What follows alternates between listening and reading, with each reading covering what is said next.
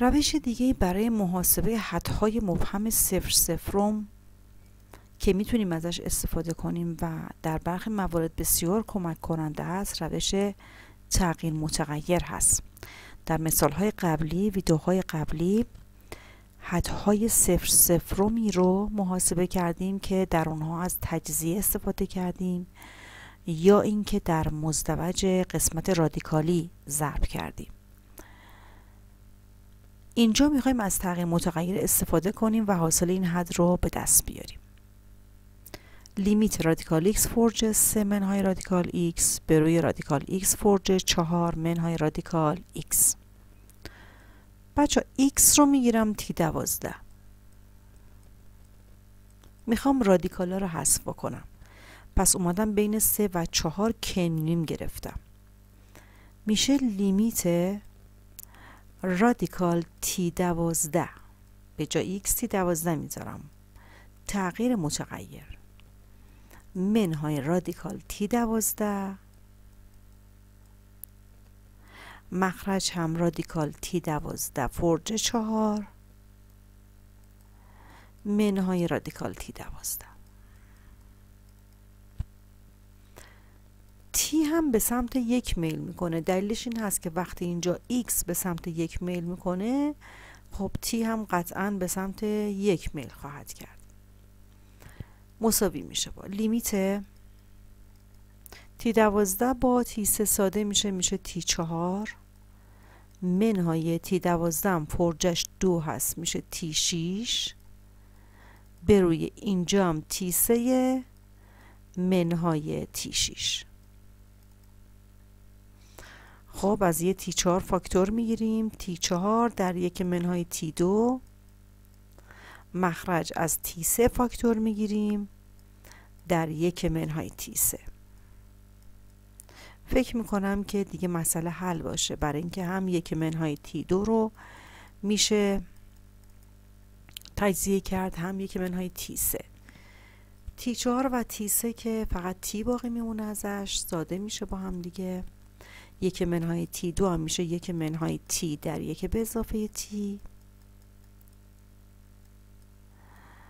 مخرج هم 1 منهای t3 اتحاد چاق‌ولاغره میشه 1 منهای t در 1 به اضافه t به اضافه t2. درسته؟ خیلی خوب. 1 منهای t عامل ابهام با 1 منهای t از بین میره و دیگه به جای t 1 میذاریم. 1 با 1 صورت میشه 2. مخرجم 1 1 1 3 2 سوم گزینه 3. به راحتی مسئله حل میشه. بچه بریم در مورد حد بی‌نهایت صحبت بکنیم. تابع fx مساوی با یک x رو در نظر بگیرید. تابعی که اینجا داریم.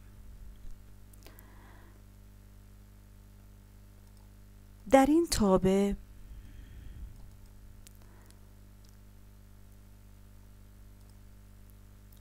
وقتی که x به سمت 0 حرکت میکنه، مقدار وای های ما مرتباً افزایش پیدا میکنه و زمانی که x از این طرف به 0 نزدیک میشه، وایه های ما مرتباً کاهش پیدا میکنه. در این مورد اصطلاحاً میگیم لیمیت یک x وقتی x میل کنه به سمت 0 از طرف راست میشه مثبت بی‌نهایت و لیمیت یک x وقتی x میل میکنه به سمت 0 از طرف چپ میشه منفی بی‌نهایت. پس این مفهوم حد بی‌نهایت هست. هرچی که x به 0 نزدیک میشه وایه ها زیادتر میشه. ببینید اینجا وایمون این مقدار هست، بعد اینه، بعد اینه، همینطور داره افزایش پیدا میکنه. از نظر عددی هم خوب دقت بکنید. یک x رو در نظر بگیرید. x رو اگه 2 بگیرم میشه 1/2. x رو 2 گرفتم بچه ها. بعد x رو بیایم کوچیک کنیم. x رو بگیریم 1 یک ایکسوم میشه یک یکم. ایکس رو بگیریم 1/10 دوباره دارم به 0 نزدیک میشم مگه نه؟ میشه 1/1/10 که مساوی با چی میشه؟ 10 میشه. ببینید وای داره زیاد میشه.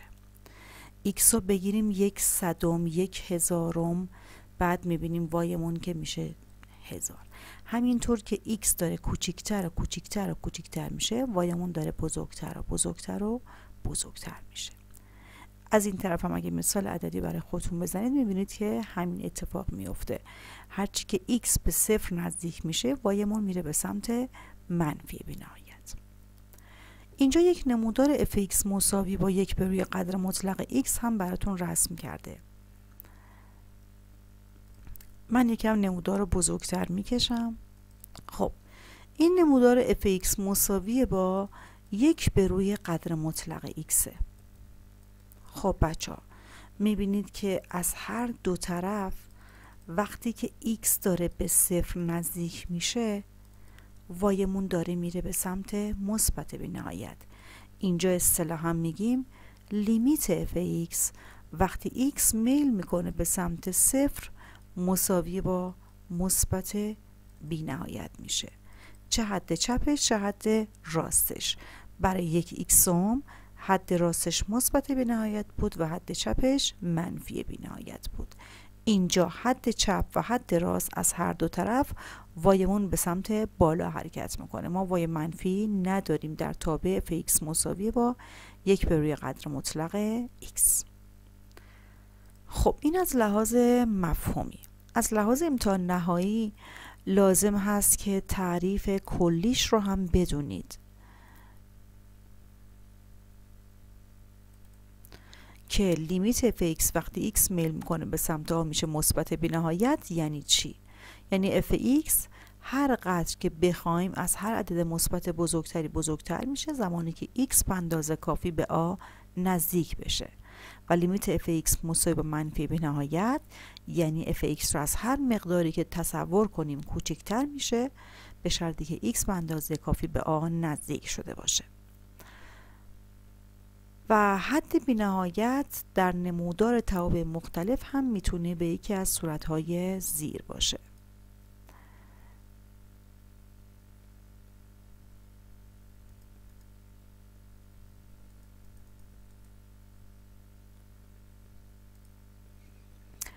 وقتی که به این صورت باشه اینجا x به سمت آ میل میکنه حدش مثبت بی‌نهایته، x به سمت آ میل میکنه از طرف راست، اینجا x به سمت آ میل میکنه از طرف چپ حد به سمت منفی بی‌نهایت تابع، اینجا x میل میکنه به سمت آ از طرف چپ و حد میره به سمت مثبت بی‌نهایت، حد تابع مثبت بی‌نهایته.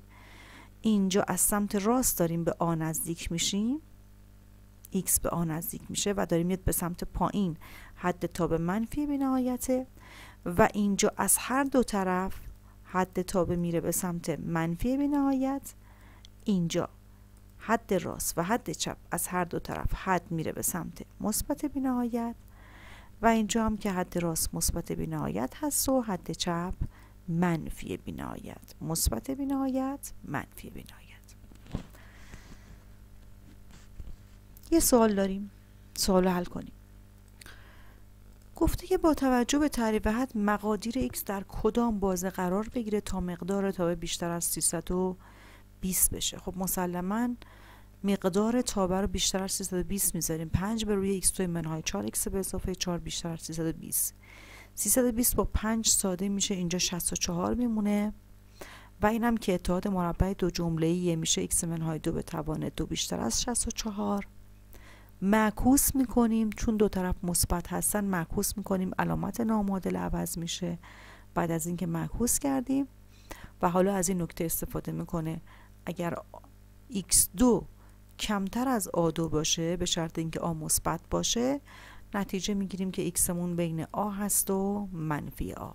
از این نکته داره استفاده میکنه چون x منهای 2 به توان 2 کمتر از 1/64 قدر مطلق x منهای 2 بین 1/8 کمتر از 1/8 میشه و خود x منهای 2 بین 1/8 و منفی 1/8 میفته. از اینجا x رو نگه میداریم، منفی 2 رو یه بار به این طرف یه بار به این طرف منتقل میکنیم و به این نتیجه میرسیم که x اون بین 17 هشتم و 15 هشتمه.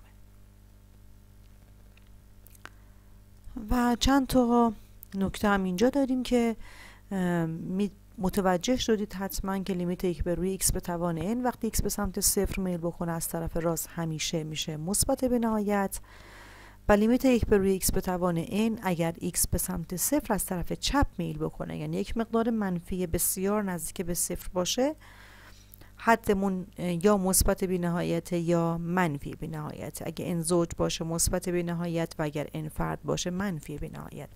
مثال میزنیم، مثلا لیمیت 1 به روی x به توان 3 وقتی x میل کنه به سمت 0 از طرف چپ، n یه عدد فرده، حاصل این حتما منفی بی‌نهایته.